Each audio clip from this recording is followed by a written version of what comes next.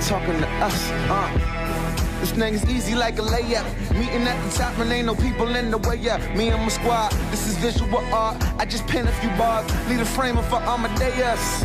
Yeah, lady, this is easy like a layup. Been overtime with the grind, yeah, I got my weight up. Busting through these I've seen a pictures of you in action. I'm like, damn.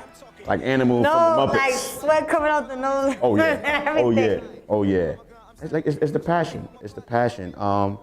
In regards to like the production, you know, like I said, I started when I was about 15, 16 years old. Wow, very young. So I was, you know, very young doing it. Young in regards to the passion and what I wanted to do, how I wanted to do it. And I just made a decision, you know, and I was talking to... and you started playing drums at your church? Yeah, your church, well, right? no, I started playing drums in school. School, okay. I was in fourth grade, and we were able to choose a musical instrument. Okay. And I really wanted to learn how to play the trumpet and the saxophone. But I was absent on the day that we got to choose the instrument, and then the next day when I showed up, the spots were filled for those instruments, and the only thing left was a violin and percussion. I'm from the Bronx, I'm from the hood, and even in that moment of my youthness, I was like, there's no way that I'm gonna pick the violin and be walking through my hood with a violin case. Bad enough I gotta dress up because I was going to Catholic school, so I was wearing slacks, tie, shirt, shoes. So I was already the laugh of the town in the neighborhood because of that. So imagine that with a violin case. So I didn't even know what percussion meant. I just said, whatever it is, I'm gonna go with that. So I got into the class. Could have been singing. Could have been singing. I mean, it was. They would listen. If I was a singer, they wouldn't have knew that. I can carry my gift singing silently. But a violin case, we're not gonna do that. So when I walked into class, it was drums, and I was like, okay, cool. You know, never played drums. Loved the music so much, but didn't know anything about drums. And then I started like mimicking my teacher, playing the same patterns, effortless. I knew I was gonna say that word up, like just without any issues and not messing up. And started to slowly but surely fall in love with it. And just, fast forward, fell in love with drums, did it nonstop, did it all throughout high school, and was like, okay, maybe I should turn this into production. You know what I'm saying? It's drums, and production has everything to do with drums and rhythm. And just kind of merged the two, fell in love with production, and just never stopped. All I wanted to do was make beats. Make beats. I didn't want to go on dates. I didn't want to take nobody to the movies. I didn't want to go to the amusement parks. I didn't want to hang with my friends. All I wanted to do was make music. And there was that drive and that motivation and that focusedness that allowed me to become, who I am today. So pretty much you have to be obsessed with this. Yeah. You have to. Nah, because literally, like for real. And then now, you guys, you have to be obsessed with this. Absolutely. And like I said, I started 17 years ago, so it's a different day now. Yeah. And it's very oversaturated. It's like the cool thing to do now. But when I was doing it, like nobody was. I wouldn't go around and meeting other producers, and I met a lot of artists. Yeah. That was kind of like the thing to do. But like producers, musicians, I wasn't seeing a whole lot of them because it took so much time and dedication, and people didn't have that focusedness. People didn't have that determination in order to really go after that craft. How did you maintain focus? Because I'm pretty sure you stumbled through a few things in life where you maybe doubted yourself, or maybe not, or maybe there's been haters out there doubting you. How do you, just take out your space and just keep it positive and pushing? Because a lot of people get caught up with that, especially with social media now. It's like people need verification with that, and it's like. I mean, think about it. I didn't have any of that. I didn't have computers. I didn't have anything online. The internet didn't exist, So it was about you really getting out there and making connections and vibing and introducing yourself to people and handing out cassettes. I had my beats on cassette tapes. Oh, wow. You know what I'm saying? And then transitioned into CDs and stuff like that. So I was able to go through that, that process of cassettes to CDs, from CDs to iTunes and iPads and iPods, and now, gig sticks, you know what I'm saying? Now streaming and downloads, like. The cards, I see cards. It's a lot. And, me being focused and wanting to do, I just loved it so much. And I think for people that are tuned in right now to us, it's like, the music business and the lifestyle looks so glamorous and so attractive and appealing, but it takes so much to get there. And then once you do arrive there, it takes so much to stay there. Theme song, we're gonna rock that for a minute. Trey's gonna come out slowly to the James Bond theme. soon as Trey hits the stage, basically hits the microphone, is when we fade that out and go straight into brand new. Now, are they you said they're walking out on when we were playing the Ocean? Yes, they Ocean are. 6. Yes. Okay, so how many is coming out? It's JD, John Tate, Yeah. Trey. It's 3? Yeah. Brian. Trey's not coming out until we do a jam. I know a lot of producers that I admire, that I respect, that I look up to, that have made hit records, but right now in 2018, there's nowhere to be found. You know what I'm saying? Because it's that competitive. Is so much over, you know, just being oversaturated. How have you been able to maintain? Just being able to roll with the punches, man, honestly, like, you know, staying connected, really keeping your ear and eye to the streets and seeing what's going on in regards to music evolving. Yeah, and music is evolving. it evolves every single day. You know, think about it, every decade. You like the way it's evolving? Music to me is expression. Music is no rules. Music is no right or wrong. So I don't have any issues. You know, it's either you like it or you don't. You know what I'm saying? So there's music that's coming from the new wave and the new sound that I do like and appreciate. And there's something I don't like. Now, I don't knock it because I don't listen to it. I don't knock or like it. It's just not my cup of tea. And then you have the option to turn it on or off. You know, so you don't have to bash anybody. You don't have to downplay anybody because it's not your type of music. It's like, it's expression. And the fact that these youngins are out here doing their thing and they're successful and they have a fan base. Yeah. So at the end of the day, somebody like them. Yeah. They're doing sold out shows. They're going gold. They're going platinum. So it is what it is. And the fact that I'm able to adapt and evolve with the sound musically is what it's all about. And it's not just about me doing it on my own, but it's about collaborating. It's about surrounding yourself with the up and coming. It's about surrounding yourself with the future and not feeling like it's me, and you have to do everything. You can have a team around you that's young and fresh and vibrant, that has the new, you know what I'm saying? The new day sound, that modern sound that you can merge with your own. Me being a young OG, 17 years in, it's like, okay, this is new. You know, so y'all show me, youngins, you know what I'm saying? And then keep me on top of my game and I'll give you my blueprint and the jewels and the information that I have for you guys to be successful and have that longevity that I have. Yes, and which is really hard to maintain and to happen. So you really have to be passionate and know how you're moving and know how the industry is moving as well. Absolutely. Just and keeping up with it, like you said. Yes. With the new. Don't get left. Don't get left. Don't get left behind. Don't get left. The wave. What? So I wanna know what's been like. What's your favorite show that you've done out of the country? Like, I know you've done so many, 17 years in, but like. Out or in? Does it matter where? No, it doesn't matter where. See, I'm from New York, and we have this huge show called Hot 97 Summer Jam. And the venue that they choose for that show is MetLife Stadium, which is the stadium that the New York Giants play.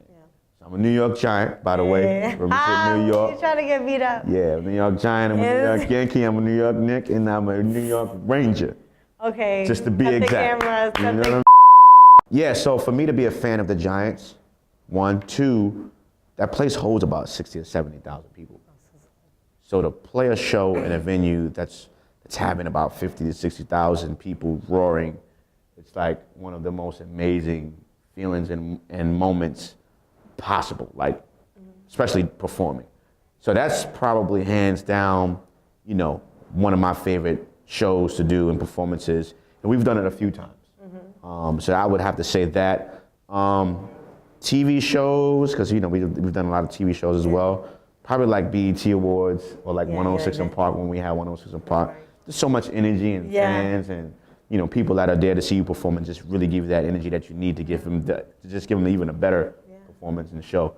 Overseas, man, London and Paris is nuts. Like wow.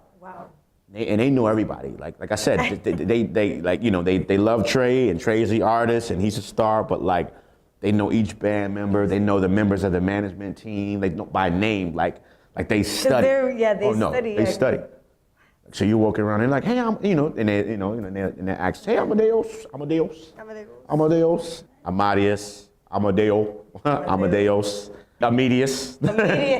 Amadeus. It's like it's hard to really tear my name up. So it's like when they say it wrong, it'll be like, what? Amadeus, You know, so I don't know. I was like Mozart. Mozart, you know Mozart and 9 times. So where did the name come from? It came from Mozart. Mozart Wolfgang Amadeus, legendary classical creator, performer, musician. And I remember sitting in class one day and they made us watch the movie. And I was just sitting there like, Again. and we had to watch it and we had to take an exam on it. So I was like, okay, let me start paying attention, man. Yeah. And as I watched it, I'm like, yo, this dude is wild, man. But like super dope, but wow, just wild, running all around, silly, chasing girls, but creating masterpieces. And me being a youngin', like I was like, that's definitely me. Like getting in trouble, super silly, chasing women all over the place, you know, but talented, you know what I'm saying? And working and having a great work ethic. And I'm looking at this dude like, yeah. So my brother of mine, Steve Suit White, was like, yo, what about Wolfgang? I was like, Wolf, I don't mean no Wolf. What about Mozart? What about Amadeus? And I was like, so when I first heard it, I wasn't all you know, really sold like that. He said, well, just try it, man, just try it. So as people started calling me Amadeus, it just had a ring to it. It just had a nice little ring to it. It seemed classy, it seemed major, epic. Yeah. So I kept it. And years later, I learned it means loves God. And that is, you know, truly who I am. I'm definitely a God-fearing man, you know, and it just fit. Far from perfect. Very flawed in every way, but just definitely love God. You know what I'm saying? I definitely love God, so it was a perfect match to me. Yeah, and like you give a lot of good positive vibes and energy, and I feel like I'm honored to have interviewed you because. Thank you. And I'm honored and humble because I've seen your work. I've seen your work, and you have interviewed some amazing individuals and some amazing artists, and congrats and salutes to you and your team. You know what I'm saying? So you gotta. Real recognize real, and greatness recognize greatness. People, you guys making it attractive, making it what I would picture and what I want to be at, and I just love this because, your information and just kind of letting people know that it's not hard, it's just work, it's passion, and you have to be obsessed with it. Like literally, it's not like, oh, I like this, it didn't work out this day, so I don't do it the next day. Right. And that happens a lot. Yeah, it does. Well, Amadeus? Yeah, I said it right? Yes. I don't know, now I'm doubting myself. You because of all of the different versions and ways? Now I'm doubting myself, and I'm like, oh you my got it, gosh, Queen, you got it. Okay, Amadeus. Okay, Amadeus. Well, I have one more, I actually have another last question. Okay, go. So I want to know, if you weren't a drummer or a music creative director, what would you be? That's one of the toughest what questions. Do you picture? Like, I don't picture myself. Like if you weren't in that, if you didn't, if I never could, like. Yeah, if you never just came out the bathroom because you were late for the pig on 4th grade. Yo. Have you ever pictured that? I did, and it's a scary sight. It's a scary sight. It's a scary sight. Wow. Like, I don't see myself doing anything else. But music. Like, I love it so much, and I'm so passionate about it. You know what I mean? I eat, drink, sleep, eat, whatever. I said eat twice. Like, I just love it, man. I could tell that you like to move around and stay busy. To stay busy. There's always something to be done. And I feel like the moment, and this is for everybody that's tuned in, the moment you become satisfied, the moment you become complacent, I feel you lose. You know what I'm saying? Because there's always somebody out there that wants your spot. And at the end of the day, I'm fine with you having my spot. But I want to leave you the spot I left. No. You feel me? It's like people would be intimidated, like, yo, man, you're going to come to, I want you to take my spot. I want you to take the spot I had. Because I'm moving forward so fast and I'm working so hard that I'm just moving in the forward direction. So at the end of the day, you got to catch up. I don't mind you having this. You know what I'm saying? You got to play catch up with me. So mind is always moving, heart is always pumping, which means I'm alive. So there's new things to do. There's new accomplishments. And what's next for you? What's next? Well, we have a Music 101 college tour that we do that I mentioned to you earlier. Yes, I love that. And that's really empowering the youth, It's about the youth. Youth and adults, because oftentimes when we go into these colleges and we go into these places, there's grown people and there's grown adults that still have dreams. you know, and I love to pull that out of them. It's like, yo, you be 40, you could be 50. Like, there's no age limit to you being successful. You know what I'm saying? Like, so what are your dreams? You know, I go around to the students and asking them, and then I start asking the principals and the teachers and the guidance counselors, like, what do you dream of being? What do you, and to hear these people express their thoughts and their dreams, and to hear the students hear it is one of the most powerful things I've ever seen, because you have no idea. They're just coming in and they're teaching you, and they're giving you the information and the tools that you need to learn. But in that moment, you're like turning around and just hearing from them a whole nother side. Yeah, I sing, you know, I always wanted to be a doctor, I always wanted to write a book, I always wanted to do this, and you're hearing these dreams, and it's like, okay, so why aren't you pursuing that? Why aren't you living your dream? And you can wake up every day feeling comfortable about doing something for someone else, or working a 9 to 5, pushing someone else's dream forward, or someone else's company. Like, what do you dream of being? What do you dream of doing? So, what's your lead? You know what I'm saying? So, you know, for those that are tuned in, man, it's like all dreams are possible. You know, we're both examples of that. She's living her dreams every single day of creating these platforms for you guys to learn and get the information that you need to be great. You know, and I'm living mines of creating music and sharing my gift and my talent throughout the world in music, but at the same time saying, here's the information, here's the blueprints you need to be great. You know what I mean? Here, go use it, you know, because there's space and there's room for you guys as well to be great as well. You know what I'm saying? So that, Music 101, I have artists, Captain D-Mac. Oh yeah. When he said that, I felt like. Oh yeah, you know, we have artists at Platinum Boy Music, Captain D-Mac from the Bronx, and Flyboy Maestro from Vermont.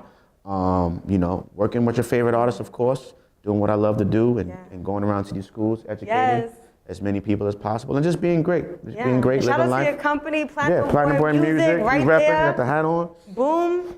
Brandon, man, you know, wear it everywhere. You know what I'm saying? Why wear all these other brands? Jacket real quick. The jacket is nice. We gotta thank you. That's that. Thank you. Well, listen, we on eXpozed TV with your girl Katiria and Amadeus, our special guest. He's been amazing. He's given you the keys, even more than that. Yes. I felt the power. I felt the positive energy. So you're about to feel the same thing. Tune in on eXpozed TV, YouTube, CCTV. Let's get it. Hey.